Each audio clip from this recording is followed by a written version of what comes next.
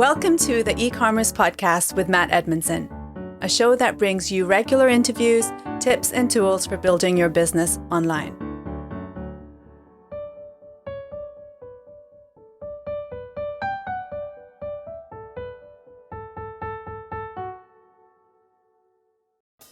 Let me take just a few seconds here to tell you about my brand new e-commerce course that is perfectly designed for those of you who are looking to build your own online business, right?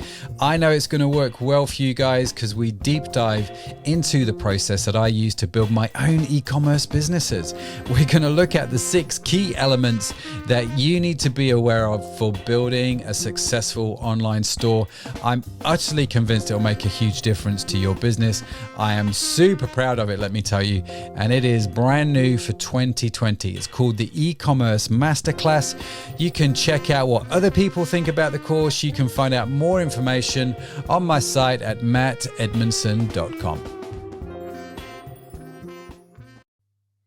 Well, hello and welcome to the e-commerce podcast with me, your host, Matt Edmondson.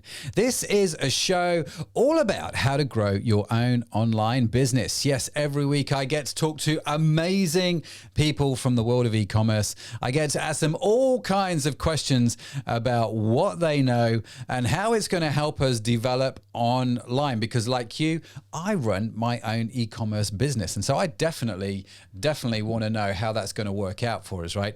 Now, historically, we've had one guest per show.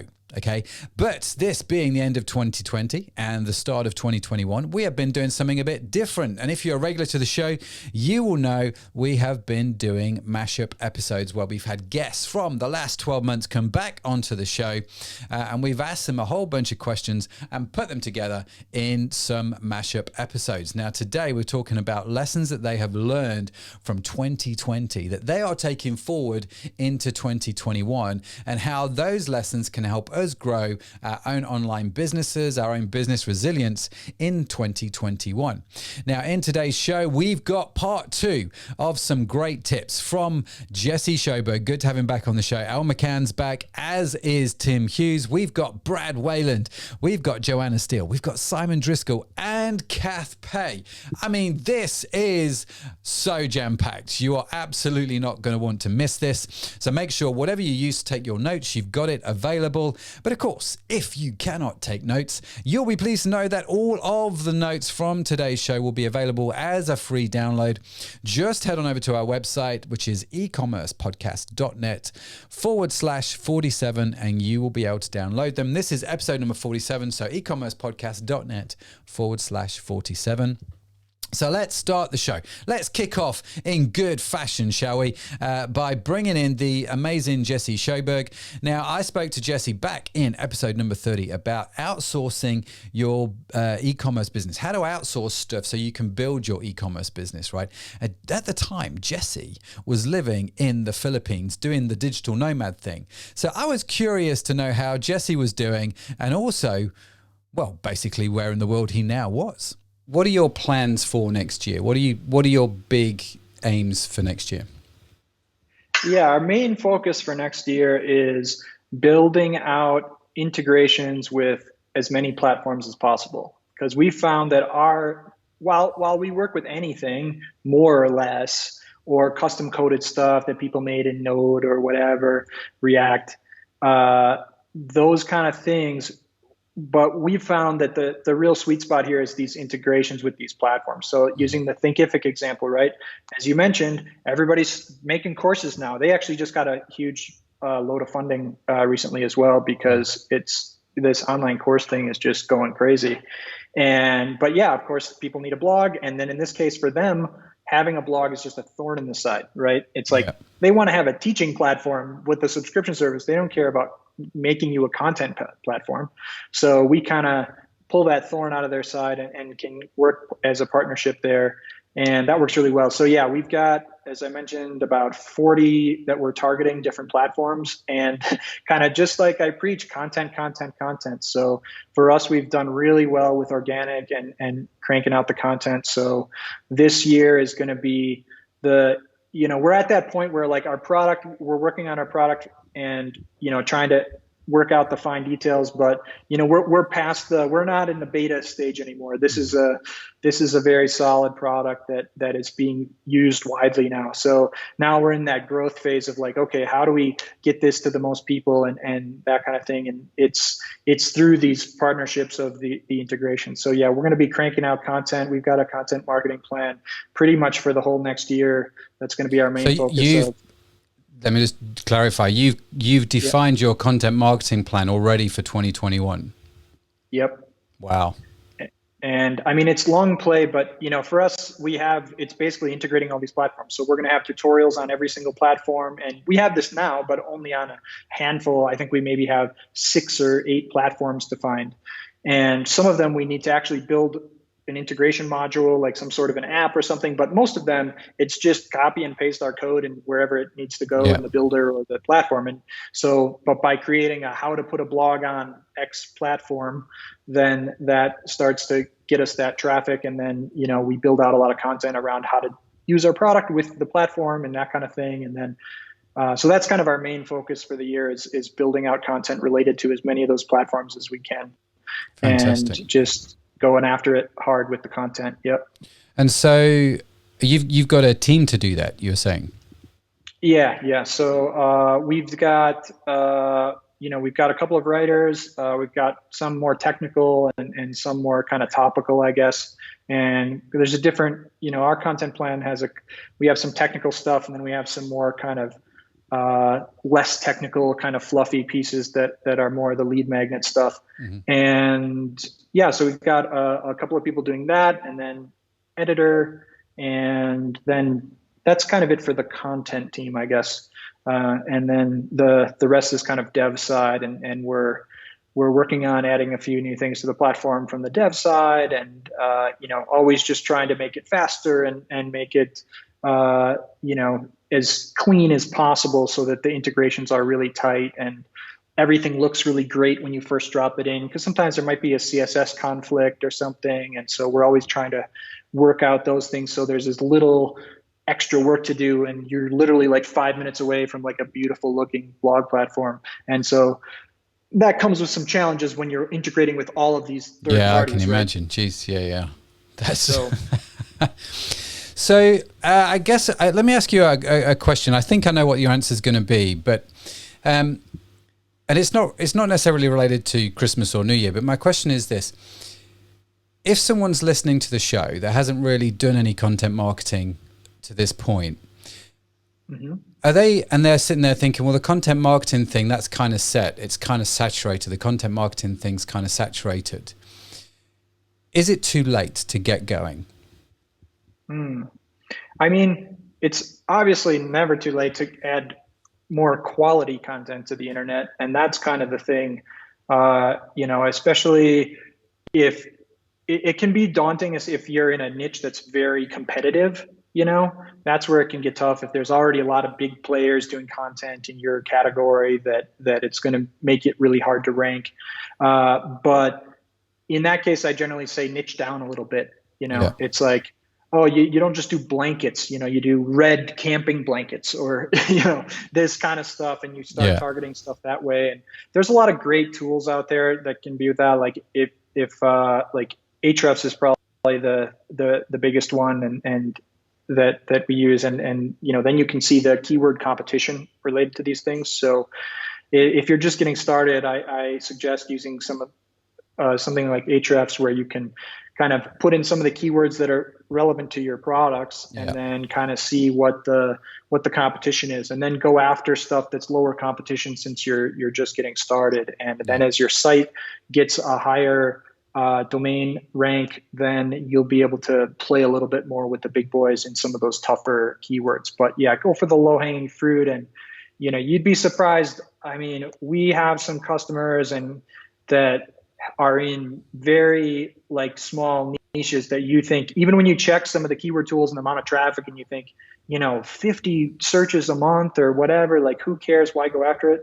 Well, if nobody answers that question correctly or has the right product on that result, and you can become the first result because there's not a relevant one, now you just sold 50 things And so every single month, and you just printing that cash. And so that's, I think people often overlook going after these more long tail phrases and starting there, because that's where there's always room there. And hey, maybe you're not going to make $1 million off of that, but those add up. And then also that's a good way to get your feet wet and kind of feel some reward from, okay, cool, we're ranking on this, we're getting some traffic, we've got some sales, and now every month we're selling 10 of that thing that we weren't selling any of before.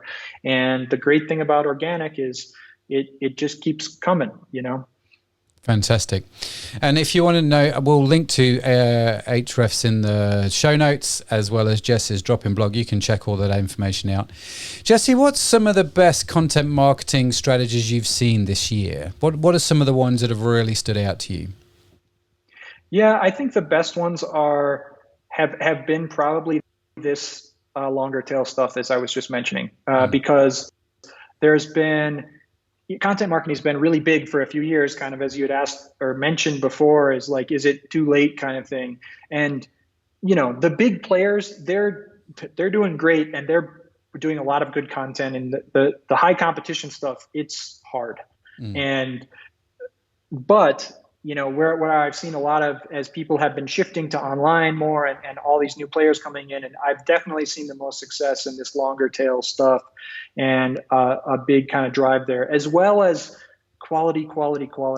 It used to be, there's a lot of guys with these like Amazon affiliate sites who are just pumping out crap content, trying to rank everyone, and it was kind of like working, but then some people actually build some real content, and Google's getting really good at telling what's actually really good quality content. And so it's try not to shortcut on that, and make really good content. And it's better to make one really, really good article that's in depth and really answers those questions than it is to make a bunch of thin articles that no one cares about and that kind of thing. And Google, they did a smart thing, how they can tell if the person actually stays on your site versus going back to the search results. So they check that, like, if you search for red camping blanket and they click on yours and they go there and it doesn't see what they don't find something useful, they go back to Google and they click on the next thing. So Google sees like, oh, they clicked this and then they clicked this. So obviously yours didn't answer the question, right?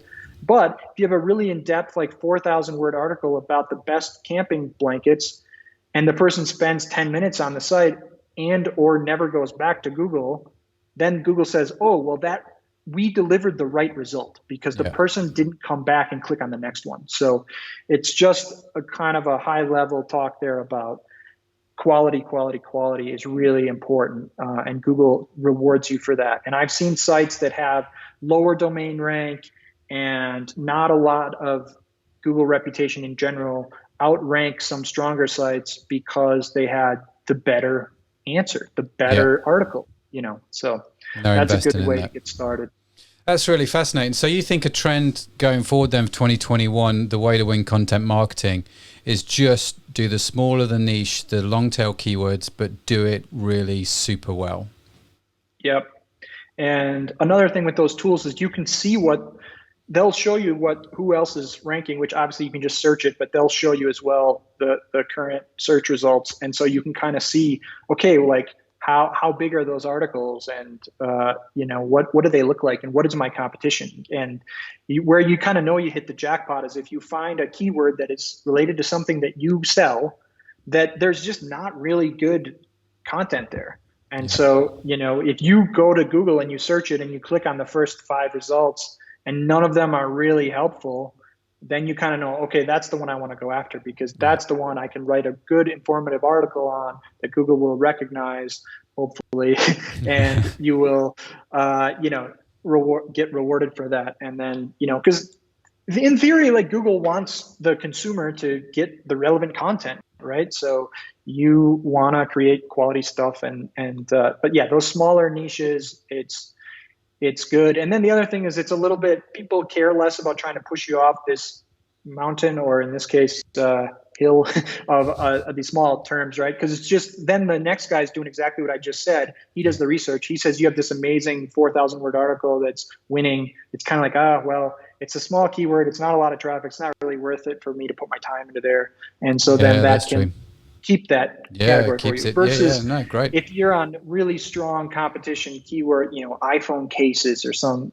super high competition, it's like everyone's just, now it's a 10,000 word article, and now they got 100 backlinks to that. Now they got 1,000 backlinks to that. Like it's a very tough competition. So if you're getting started, it's best to keep it on the longer tail stuff. Yeah, fantastic. Hey, Jesse, listen, thanks for taking the time to talk to us. Always great to reconnect. Always great to see whereabouts you are in the world. So thank you so much for that. And Merry Christmas and a Happy New Year. Thanks a lot, Matt. And thanks for taking the time to catch up, and good talking to you and your audience. It's always fun to catch up with Jesse. Now, if you enjoyed that as much as I did, then you'll be pleased to know that the links to Jesse and today's show notes are available at ecommercepodcast.net/47. Now, next up is Elle, who has been on the show a couple of times now. Elle is a resident Shopify expert and has always got great tips to share. So again, grab your notebooks, especially if you're into Shopify, as we are going to get to listen into Elle a little bit more and get some more really great stuff. With everything that has happened in 2020, right? And we're going into 2021. What are you taking from this year to next year? What are you taking from 2020 into 2021? Yeah. So for me, I'm a huge planner. So I started the year, 2020 with all these plans. My word for the year was consistent. I feel like 2020 just laughed at it and was like, oh, that's cute. You have plans. You have new plans now. We've changed all your plans. So I honestly feel like halfway through the year, I was like, okay, my new word for 2020 is flexible. Because the opposite of consistent in some respects. Exactly. Like you have to just roll with it. But I've seen so many different businesses and sadly, we're hearing all these stories. I live in the US about small businesses that are really suffering or going out of business. And I feel like the ones that are kind of making it through it or even thriving throughout this process are the ones that are pivoting. So being flexible and going, okay, yes, I had these other plans, but how can I make it work now? How can I pivot and give a new angle or a new spin to it? And I think that's really what I'm going to be taking in with my business moving forward, because I will admit, like I've been in business for 10 years and I'm a pretty rigid planner. And I learned some pretty good life lessons this year of you just got to roll with the punches and just go, you know what? It is what it is. Now let's move on. Let's pivot, do what we need to do to get it done. Yeah, very good. Very, very good. It helps with resilience, doesn't it? I think the ability to take a punch and not crumple is the flexibility required is yeah. I liked your little analogy. 2020 just laughed at my word for the year. It just totally laughed. Where do you get your words for the year from? Do you just at the start of the year it just comes to you? Is this something that is like a goal for you? How do you achieve that word? Yeah, so I always start kind of planning for the year ahead in Q4 of the existing year. And I just really start thinking about what I'm wanting to accomplish in the year ahead and then kind of my overall theme in my business. And then from that, I kind of come up with a word for how I'm going to actually achieve that. So this past year, it was for my business, YouTube growth. And for that, my biggest thing was, okay, I need to be consistently posting. I need to deliver consistent, high quality production value. And that's kind of how I came up with that word. But yeah, I think now it's just going to be well, how is the year going so far? And definitely who knows what's going to happen now. So just being a little bit more flexible, I think is going to be good for me. I've learned to laugh at situations more where I used to try and control them. Now I'm just laughing and I'm like, it'll be fine. It'll be fine. It'll be what it'll be. That's fine. Yeah, it'll be good. Big thanks to Elle again. As always, you get some great stuff from Elle, don't you? Always brings top value. And you can find all of the notes and links to our conversation with her on the website at ecommercepodcast.net/47. Next up is the fab Tim Hughes. We met in episode 32 as we talked about how social selling can grow your online business, which I genuinely love. So I grabbed the chance to talk to the CEO of DLA Ignite and ask him some more questions about that and how it's going to work in 2021. Here we go.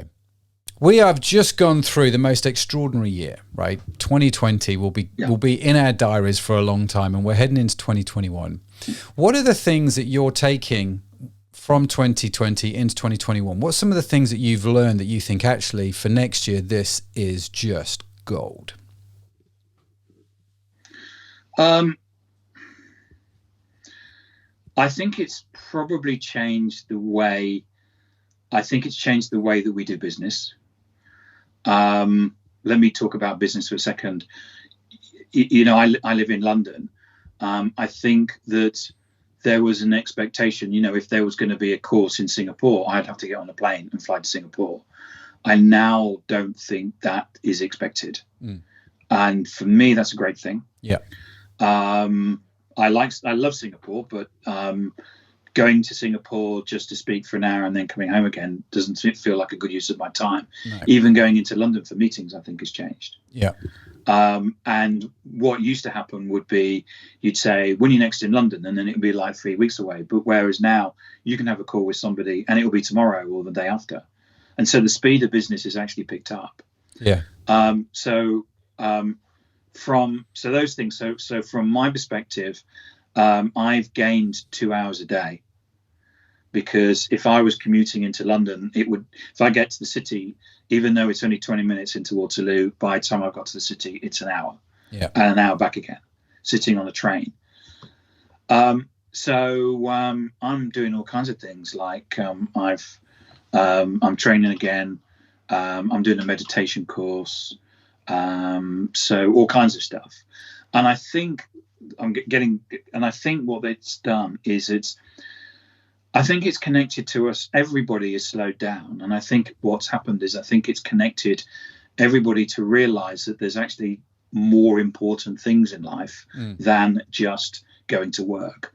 Work is important because it provides us with the money to enable us to buy the things that we want or to do the things that we want. But I just get the feeling that we've kind of all slowed down a bit. Yeah. And there's a certain amount of reconnection going on with, I've not been able to see my father. He's 88. He has dementia. He's doubly incontinent. He has Parkinson's. He could die tomorrow. Yeah. And I know there's a lot of people that have actually not even been able to connect with the people and go into the hospital where their loved ones have died, and that must be a terrible thing. Yeah. And I think that there's a kind of a sympathy in the world, or an empathy that these things are happening, and actually we need to do things differently. That's really interesting. So, do you understand what I mean? No, I do, totally. And I think you're right. I think COVID has caused everybody to sort of reframe life a little bit, hasn't it? And go, well, hang on a minute. Yes. Let me just rethink and re-examine a whole bunch of stuff here, which is why, you can't buy home gym equipment for love nor money online, and bikes sold out. Everyone was like, well, it's summer. I'll just go out on my bike. I'm going to do stuff that I've not done in years, right? My mum, who is, let's just say she's older than me, obviously. I'm not going to divulge her age, but she's older than me, bought a bike for the first time in 40 years this year. Couldn't get a leg over the frame, but she's got the bike, right? And it's that re-examination which I think has been quite fascinating. So for you, if I'm hearing you right, you're talking about gaining this extra 2 hours a day where you were just sitting on a train beforehand, assuming you could sit, of course. And you're using that time to do meditation, to do exercise, to sort of invest in you as opposed to just do work. Is that what I'm hearing? Yes. Yeah. I mean, you could do work, but what I'm doing is that I want to be able to come out of this situation and be able to say that I use the time to do this, and this. So my partner's 25-year-old, for example, he's just moved to Barcelona. And he went to the company that he works for, and he said, look, I can work just as much in Barcelona as I can in London. Why can't I go there? And they said, yeah, okay, off you go. And he's actually, again, using the time. He's always wanted to work abroad, so he's actually using the time. He's putting the time to good use. I mentioned that because he said, have you seen this Calm app? No, I've not seen it. So I downloaded it. Anyway, it's got a 30-day meditation course in it. Yeah. So I'm basically working my way through that. So I come out of, or we go into 2021 with new skills, with different outlooks and reflections on life, but also making sure that we're also making sure that I want to make sure that my network kind of comes with me, if you see what I mean.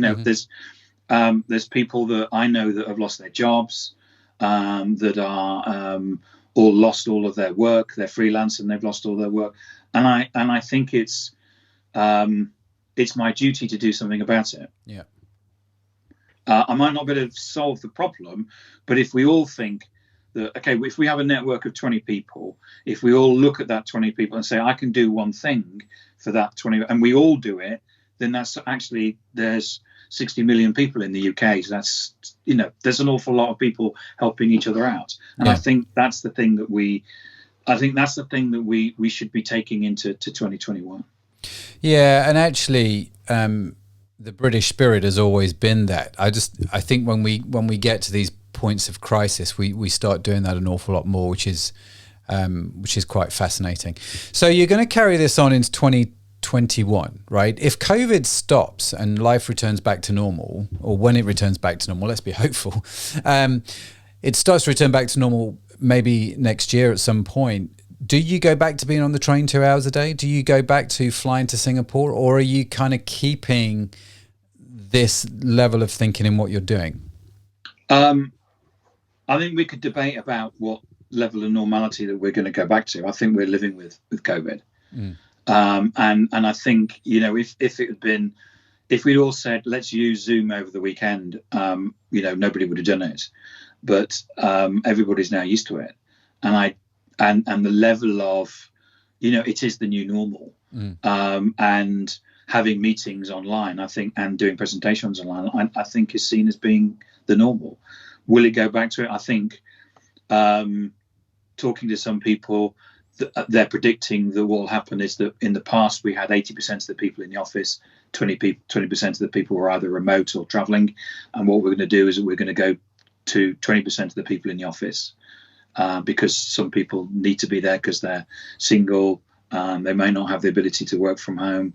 There may be a vulnerability of them working from home. But 80% of the people will be working from home, and we'll see that switch. Yeah. And I think that will become normal. That's good. That's interesting. Yeah, the 80-20 rule. So what do you see, apart from those kind of changes, do you see anything else in 2021? Any, your predictions blog, if you like, what's in there? What else is in there? I've just seen an article from Gartner that they expect people to accelerate the move to digital. And in the past, what would happen if we take sales as an example? What you would do is that you would go and have meetings with people.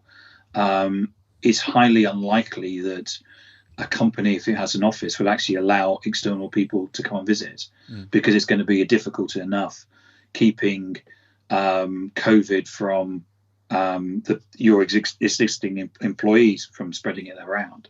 So the fact that if you're letting people that you don't even know to basically come into the office and probably give everybody COVID, it's not going to happen. So there has to be a fundamental change in terms of the way that we do virtual or remote selling. The days of face-to-face selling are over.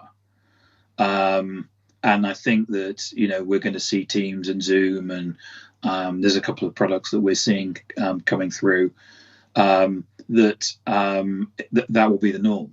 Yeah. And that's how we will work. And I think there's a big debate going on in sales that probably no one is having. It's kind of the elephant in the room, which is today what we've had is face-to-face salespeople, and we've had SDRs or sales development people, which generally would start a conversation they'd make a cold call, they'd have a conversation, and they would hand it to the face-to-face. And what we're now in the situation is, okay, so what are we going to do about sales? Because that model doesn't work anymore. Yeah. And nobody is actually standing up and saying, okay, that the new model is something. And as you know, my belief is that we're all fed up with all the old marketing techniques of sending emails and advertising and cold calling anyway. And we're going to see a faster switch and transition over. I mean, the figures that were coming from Gartner was that they reckon that everybody is accelerating their programs, and they will see the switch in 5 years rather than 10 years. Wow. Yeah. No, that makes a lot of sense, right? That totally makes a lot of sense. And do you think then going forward, I mean, for the sales side of things, actually, if you're interested in selling, you're not too late. Now's a good time. Make 2021 the year where you actually learn how to do this digitally well. Yeah, we're having a lot of people come to us. I mean, we've just signed a whole flurry of people because what they're saying to us is we need to be, 2020 is a write-off. It is what it is. If a salesperson doesn't make the number, we'll let it go. But 2021, we've got to be active, and we've got to claw the money that we were going to get back. And therefore, what we need to do over the next 3 or 4 months is actually become digitally active. So, I mean, I've had some people say, yeah, but it's Q4. And it's like, well, yeah, but, Q4 is Q4. I mean, the deals that you've got, the pipeline, you know what you're going to close, and you know what you're not going to close. And around that, the business needs to be digitally savvy. And you could either do it this quarter, or you're going to wait until when are you going to do it? Yeah. This quarter is a good enough time. If you wait until Q1 of 2021, you're going to be in catch up, because you're going to actually be starting 2021 in analog mode. Yeah. And everybody that's coming to us saying, we entered lockdown analog, we're going to come out of this digital. And that's we're hearing that from leader after leader after leader that we're talking to.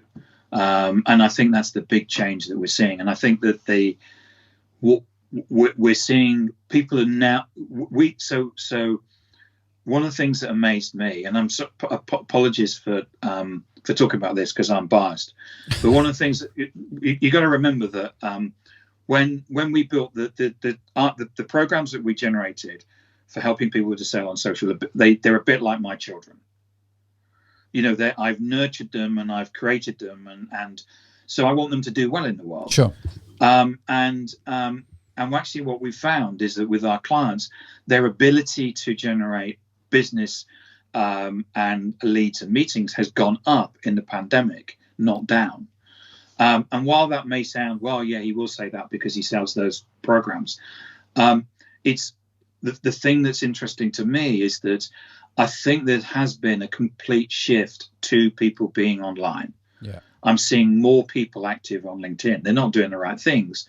They're generally doing the wrong things, but there's an activity, and that's because we're sitting at home in our pajamas, and we're not in the office. So what are we going to do? We're going to go online. That's when we're spending our time, and I still think the shift that's taking place. I don't know if you've seen the research recently from McKinsey that showed that there was e-commerce uptake. There was the amount of e-commerce uptake in the last 3 months was the same as what we'd had for the last 10 years. Yeah. So we had 10 years worth of digital transformation in the last 3 months. And I still think, looking back, we don't realize how much transformation has actually taken place, because we're generally thinking about the here and now and worrying about whether we're going to see our dad or stuff like that, rather than actually seeing and looking around and seeing the transformation. There's been so much of people getting used to buying stuff online, and the change, I think, it's massive. Love that. Did you catch that? Tim said the change is going to be massive. Yes, it is, Tim. I absolutely agree with it.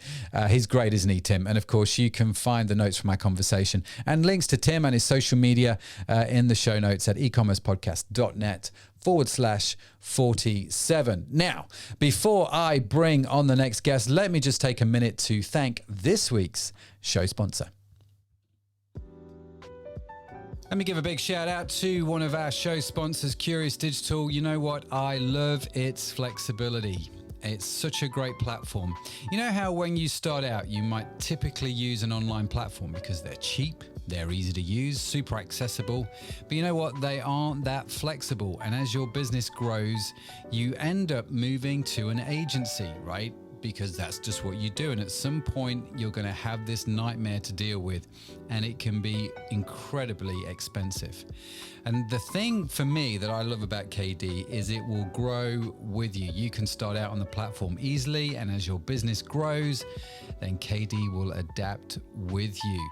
Now, I don't know of any other platform that does all of that. So if you're in the market for a new e-commerce platform, make sure you follow the links from mattedmondson.com. Take advantage of the offers that they've got for you, and let me know what you think.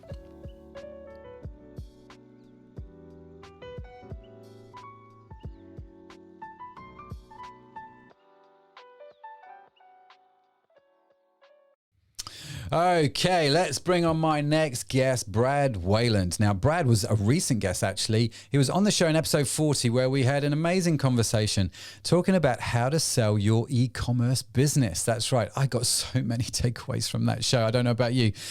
So here is some more fab stuff from Brad. What do you see for 2021? What are you taking into the new year, and some of the trends that you're seeing, and some of the things that are in your brain that you want to be aware of? In terms of brokerage? Anything, whether it's just e-commerce, the sort of, selling the business, or what do you see as some of the trends? Yeah. Well, we have this theory that 2021 is going to be a really crazy year for selling. And the reason is because COVID has helped more businesses than it's hurt in terms of online. Online businesses have been inordinately big gainers. Yeah. So we have this theory that we're going to be overwhelmed with work in 2021 because people are going to say, hey, in March, I got this new uptick. And so when they get to March of next year, they're going to say, hey, I've got a year's worth of history. Now my business is worth a lot more than it was because it's always on the trailing 12 months. Okay. And so we have this theory that it's going to be busy. Now there's so much uncertainty. I mean, just, in the US, it's election cycle, and there's unrest in the streets. It's, you've probably seen that our cities are being burned down and monuments and everything else. It's a pretty crazy time. And so I think there's kind of an air of caution kind of going around in the air too. But that's one of the things for 2021 is that we really feel like a lot of these sellers are going to try to capitalize. And the other thing we're seeing is, didn't get to talk about it today, but private equity is running into e-commerce at an alarming speed right now. Yeah, I can imagine. There's a company called Thrasio out of Boston that has bought a bunch of Amazon-based businesses, and in less than 2 years, they've amassed a over $1 billion valuation. Whoa. And I think we have tracked that we have had over 30 phone calls with firms that are trying to replicate what they're doing. And I've actually sold businesses to 2 firms that are trying to replicate what they're doing. And I think our company has sold businesses to 10 firms that are trying to replicate what they're doing. And so what we think is happening is we think that Thrasio has opened up private equity to e-commerce. Yeah. And we think that multiples are starting to grow already. We've seen them tick up a little bit this year. And so it's interesting when you think about it, because the safe haven in the United States for your money has been commercial real estate for as long as I can remember. Yeah, and it's definitely not now. Now nobody wants it. Nobody wants to go to the office, right? So everyone's bailing. It's a massive thing. The flight to safety is e-commerce. Yeah. It's a total flip-flop. Yeah. So I think that 2021 could be a year where I think what we've done with pandemic, just as a general rule, I think that we have pushed a fast forward button. Yeah. I think we were going to get there eventually anyway. But I think that everybody, like, just even, I don't know what it's like in the UK, but I mean, just even food. Like, I go to Chipotle for lunch. Do you have Chipotle in the UK? Yeah. Yep. So I go to Chipotle for lunch today, and you can sit at the tables now, They have like one seat available at every 6-person table, and every other one says, don't sit here. So you can have one person can sit. I think maybe 2 people can sit next to each other. But then when you hear the numbers, like, it made no sense to me. Chipotle like beat their estimates. Wow. You know, they sold more. You know, there's a popular like chain. I'm not a big chain guy in terms of like sit down restaurants or anything. We eat pretty local, but there's a big chain called Chili's in the United States. Like, I've never heard of it, but there's like maybe 1,100 locations. And I heard the CEO on CNBC say a few weeks ago that in July they were flat compared to last July. And I was sitting there thinking about that. I'm like, how's that work? Are half full. How could you be flat? How's that even possible? Yeah. So it has something to do probably with stimulus checks and things like that. But I'm just saying that, to me, this fast forward button that's happening, it's going to crush traditional retail faster. It's going to help internet businesses faster. And so we're getting not only a flood of people that are going to potentially want to sell, but you're also going to get a flood of people who potentially want to participate. Yeah. And so I really feel like it's already happening, but I feel like 2021 could be a real banner year in terms of just seeing electronic commerce kind of continue to squash out the kind of old guard. I think it's a really interesting comment. I mean, when COVID hit, after the first month and we were seeing what was going on, certainly with our own sales, I was like, I don't know what to say here, but I'm the lucky one, because my business it felt like it had doubled in value overnight because of a virus that was, you know, horrendous to a lot of the world. But everyone flocked to do stuff online, and it's like all my businesses are online businesses. Do you know what I mean? It was like, holy cow. And so I've never worked as hard actually than the last few months. I had one business that did worse, that like did noticeably worse, and it was a guy that sells accessories for cruisers. Okay. He saw his business go down by 90+% because the cruise ship stopped operating. Yeah. But everybody else that I talked to, I mean, pretty much it's just been a lift. Yeah. Almost across the board. Yeah. I had a guy that sold some prom stuff. Prom's like I don't know, the prom in the UK. Yeah. People know what it is because of the movies. Yeah. Guy sold prom stuff. His trends got hurt, but he was still able to sell and did pretty well on the sale. Yeah. Yeah, it's interesting. I don't know about you, but I noticed actually when COVID hit, sales, I mean, was crazy. And then the month or two after that, they kind of dipped. Like everyone that rushed to buy, well, certainly on Jersey, everyone that rushed to buy face cream had like 3 months of face cream. Do you know what I mean? It's like, I don't need some next month. And it seems to, and so it kind of dipped. Now it's picking back up again. It kind of went crazy. And don't get me wrong, the dip was still good, but do you know what I mean? Yep. It kind of, it sort of has done that. I've seen that exact trend. Really intriguing. I'm curious to see what happens in the run up to Christmas now. Thanks, Brad. Now, if you want to know more about Brad, if you want to connect with him, if you are thinking about selling your e-commerce business, then make sure you do check out the Fab podcast with Brad. But also the links to that and to Brad will be found in the show notes from today at ecommercepodcast.net/47.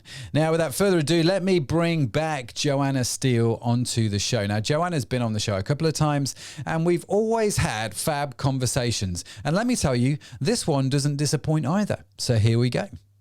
For you, what are the things that have happened in 2020? The lessons, the ideologies, the whatever language we want to use. But what's happened in 2020 that you go, I am taking that forward into 2021? I mean, personally, I can say that, don't put off till tomorrow what you can do today. So I'm not sure if you're aware, but this time last year, actually, I began a 6-month sabbatical where I traveled South America, Southeast Asia, and West Africa. I remember that. Yeah. And to think 1 year on, traveling is really difficult at the moment. You must be so glad you did it actually at that point. Yeah. At the time that I did. So, and I was umming and ahhing about it for a little while. And actually, it was a friend of mine who sort of said, come on, Joanna, do it. And so that's a real example of, when you want to do something, if you can sort of just go for it, try not to hesitate, because you never know when that opportunity might be taken away from you. And so there's that. But if you're thinking more from an e-commerce, digital marketing perspective, I think for me, understanding sort of UGC, CGC, I think this year has proven that CGC, user-generated content, customer-generated content, is here to stay, right? Yeah. It's not going anywhere. And, with the sort of increasing usage of TikTok, particularly sort of among the Gen Z generation, we're seeing sort of user-generated content just literally, just taken over. And so if anyone was thinking that, the Facebooks, the Instagrams, the Twitters were sort of going away, I think this has proven that they're here to stay, and there's going to be some new platforms sort of in the midst. And they're competing against bringing out new features and really trying to compete to keep customers and to keep consumers on their platforms, and using them more and more in innovative ways. So definitely feel that, if anyone is still umming and ahhing about having a digital presence or doing more online or doing more on social media, doing more in the user-generated content space, no time to hesitate. You have to sort of grab the opportunities by both hands. How do you see user-generated content, CGC, that whole side of things? How do you see that changing? I mean, you've hinted a little bit, I suppose, with TikTok, but how do you see that changing in 2021? So I think in 2021, what we're going to see a lot more of is brands, and particularly sort of some of the bigger brands, sort of using user-generated content in their above-the-line campaigns. So I think I think we'll see a shift away from maybe the budget spent on videos, photography, and actually putting that budget into strategies which encourage and reward customers for creating content, and then using that user-generated content as almost like the sort of the main, I suppose, bulk of the content of the content for a particular campaign. Yeah. So I think we'll see a lot more of that. I think there's a concept that's coming out around remix, CGC, remix UGC, and that basically is when a user or a customer, in effect, sort of remixes already existing brand content. So essentially, it's something that actually Beyonce's recently done with her Ivy Park Adidas full collection launch, where she sent out her products not just to influencers, but to fans and customers as well.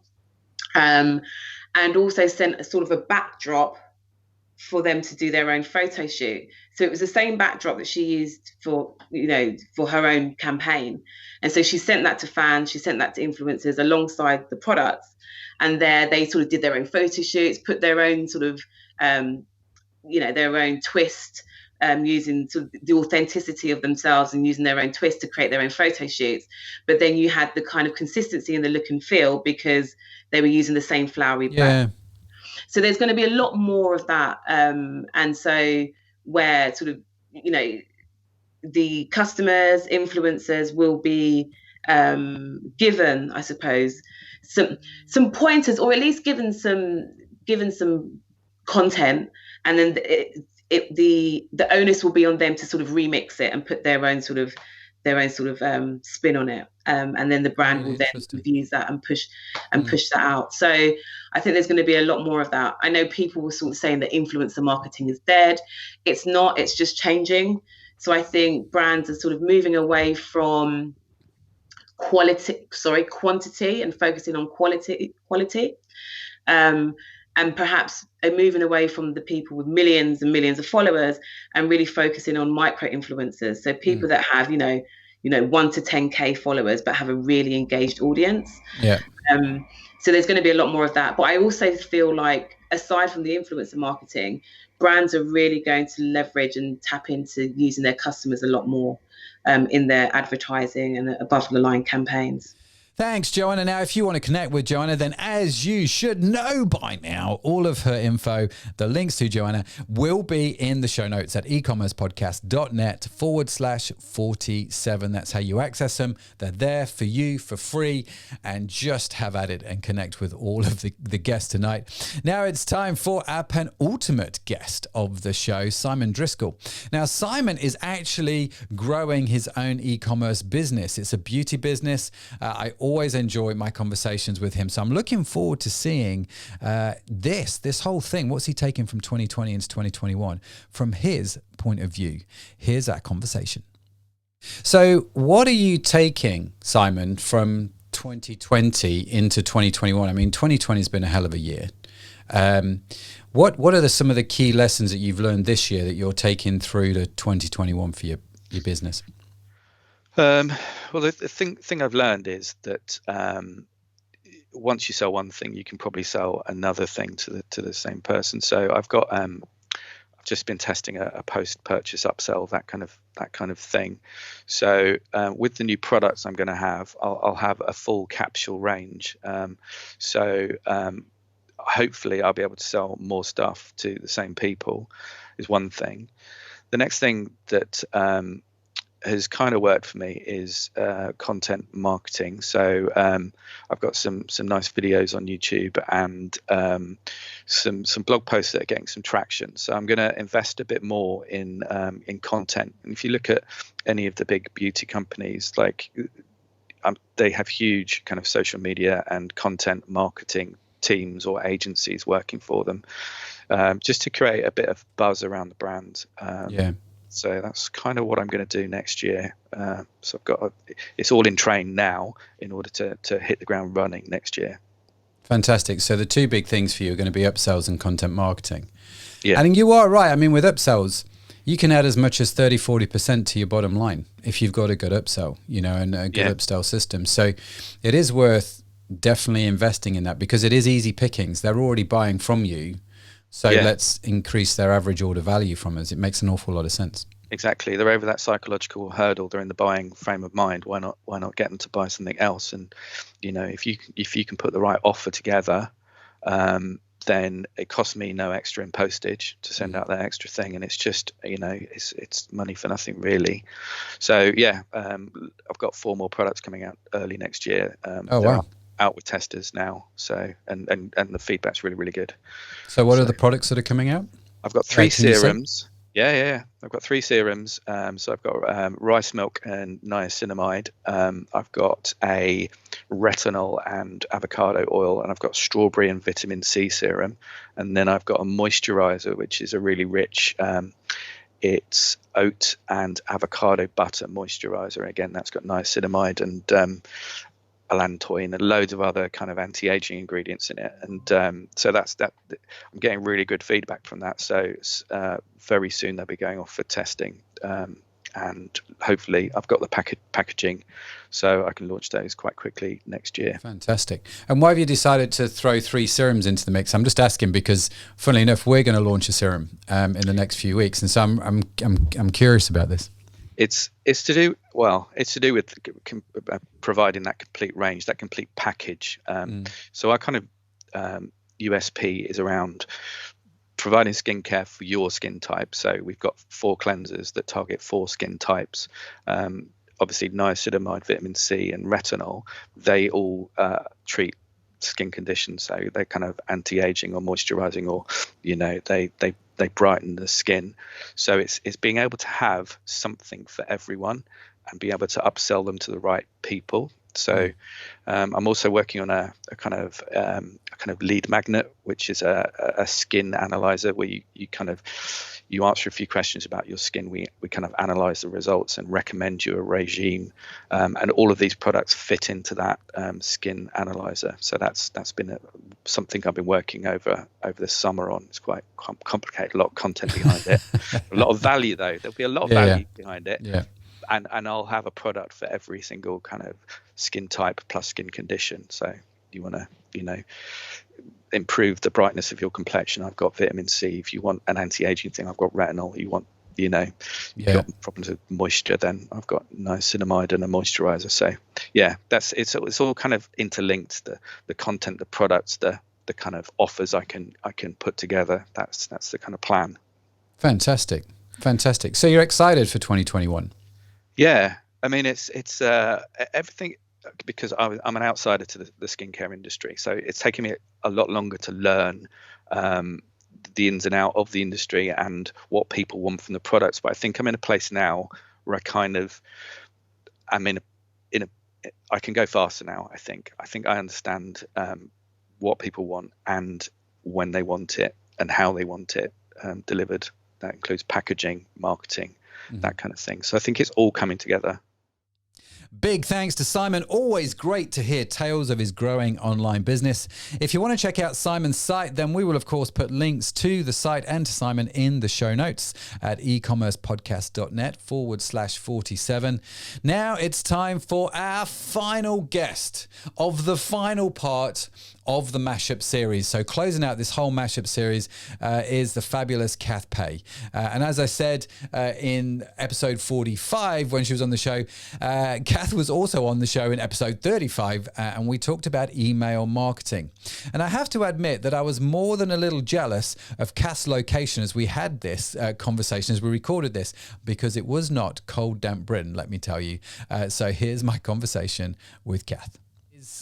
2020 has been, well, it's been the most extraordinary of years, hasn't it? So what are you taking from 2020 into 2021? What's the learning that you're carrying forward? Okay. My learning, not life learning, but marketing learning. I'm assuming that's what you're asking me. You can answer that question either way. Well, I'll answer both then. So life-wise, it's like make the most of the here and the now, because you don't know what's ahead, right? I think everyone's been learning that. Appreciate what you've got, and see if you can improve it.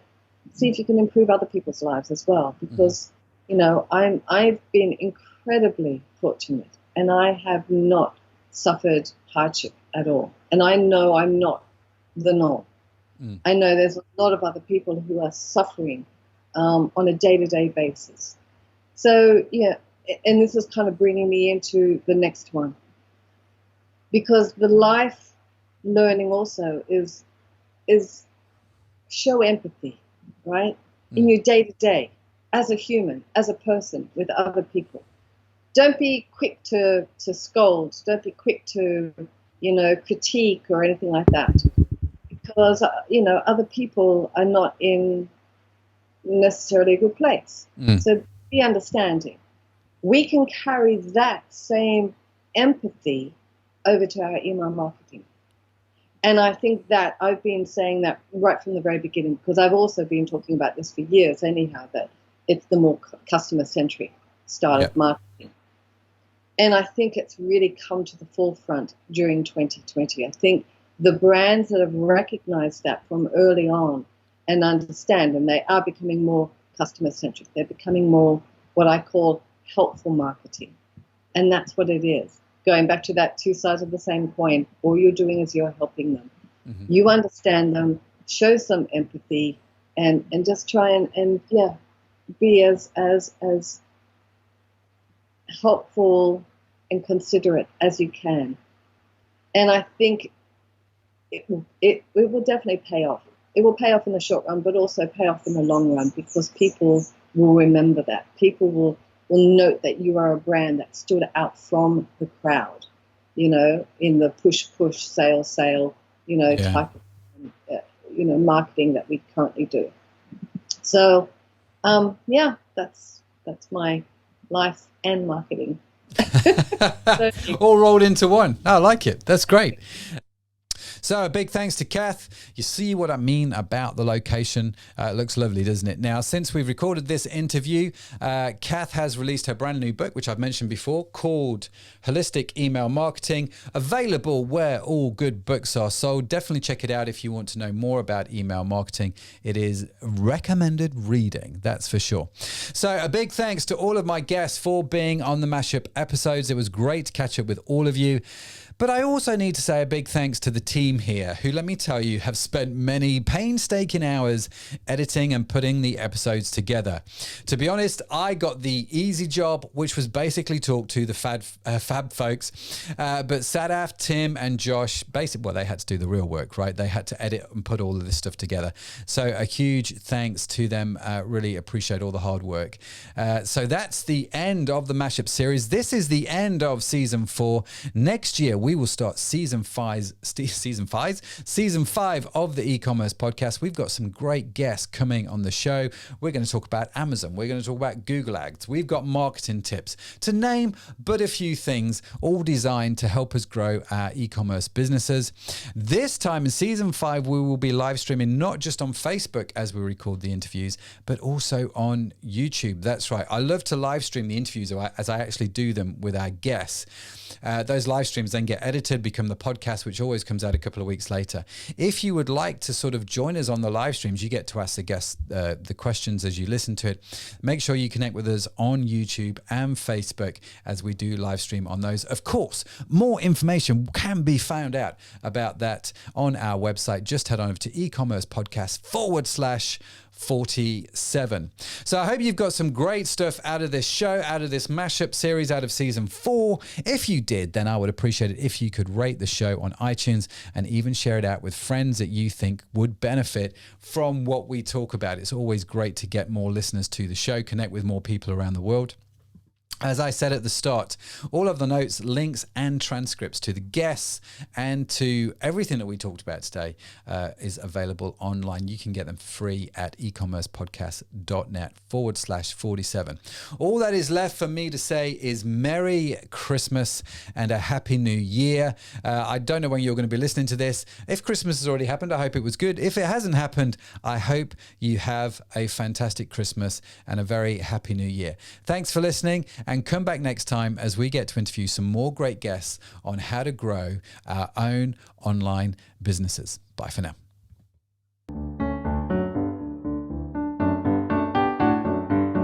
You've been listening to the e-commerce podcast with Matt Edmondson.